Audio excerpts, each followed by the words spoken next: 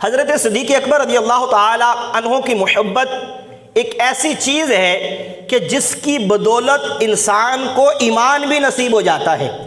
آقا کریم صلی اللہ تعالی علیہ وآلہ وسلم نے ایک مقام پہ ارشاد فرمایا، حبی ابی بکر، ابو بکر سے محبت کرنا، وشکرہ، اور ابو بکر کا شکر ادا کرنا، واجب علی امتی، یہ میری ساری امت پر واجب ہے۔ کیونکہ حضرت صدیق اکبر رضی اللہ تعالی عنہ وہ جان نثار صحابی ہیں کہ جن کے بارے میں آقا کریم صلی اللہ تعالی علیہ وآلہ وسلم نے ارشاد فرمایا تھا کہ میں نے دنیا میں جن لوگوں نے مجھ پہ احسانات کیے ہیں میں نے ان سب کے احسانات کے بدلے چکا دیے ہیں، لیکن صدیق اکبر کی ذات وہ ہے کہ جن کا احسان کا بدلہ میں نہیں چکا سکا، قیامت والے دن رب کائنات رب ذوالجلال صدیق اکبر کے احسانات کا بدلہ عطا فرمائے گا۔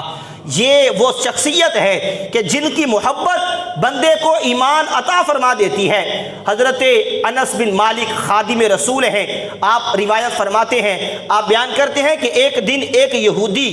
حضرت ابو بکر رضی اللہ تعالی عنہ کی بارگاہ میں آیا اور آ کر اس نے آپ کی بارگاہ میں عرض کیا، اے ابو بکر، رب کائنات رب ذوالجلال نے، وہ رب کہ جس نے موسیٰ علیہ السلام کو کلیم بنایا،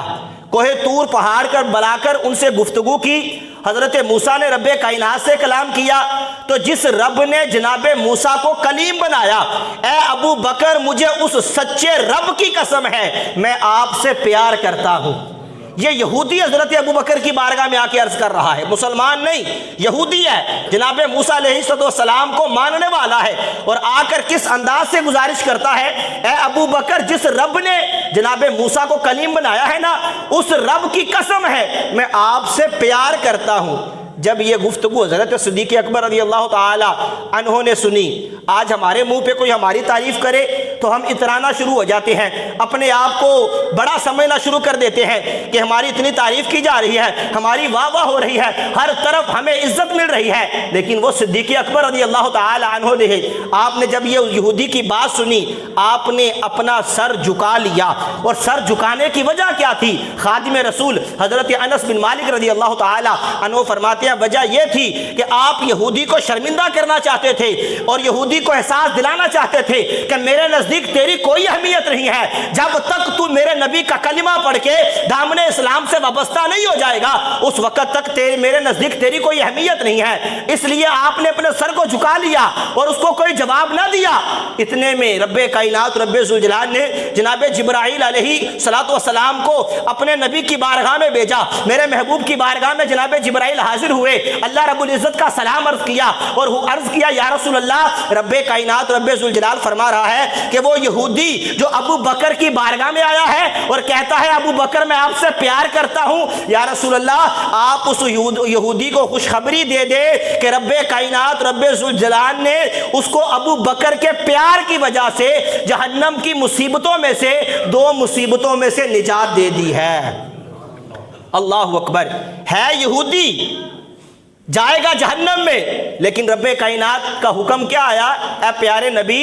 آپ اس یہودی کو خوشخبری سنا دے بلا کر کہ رب کائنات نے اس کے اس عمل کی وجہ سے کہ وہ ابو بکر سے پیار کرتا ہے تو جہنم کی جہاں بے شمار مصیبتیں ہیں ان بے شمار مصیبتوں میں سے 2 مصیبتوں سے خالق کائنات جل وعلا اس یہودی کو نجات عطا فرما دے گا۔ آقا کریم صلی اللہ تعالی علیہ وآلہ وسلم نے اس یہودی کو بلایا اور بلا کر رب کائنات رب ذوالجلال کا پیغام سنایا۔ یہودی نے پیغام سن کے اس کے دل میں روشنی جگمگائی، خوش ہو کر اس نے آسمان کی طرف دیکھا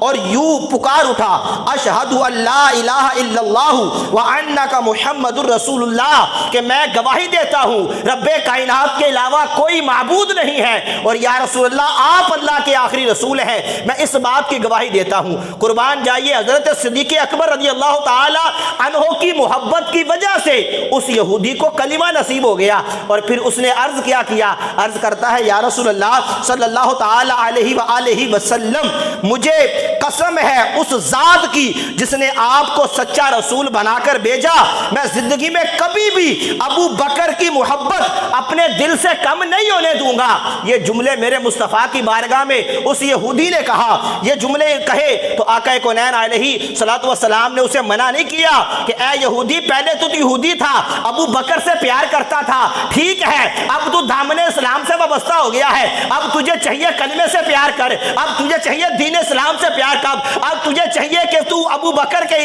کو چھوڑ کر محمد مصطفیٰ سے پیار کر۔ ایسا کچھ نہیں کیا، بلکہ میرے محبوب علیہ الصلوۃ والسلام فرمانے لگے ہنی ان، تجھے مبارک ہو، تجھے مبارک ہو، تجھے ابو بکر کی محبت کی وجہ سے رب کائنات نے ایمان عطا فرما دیا ہے۔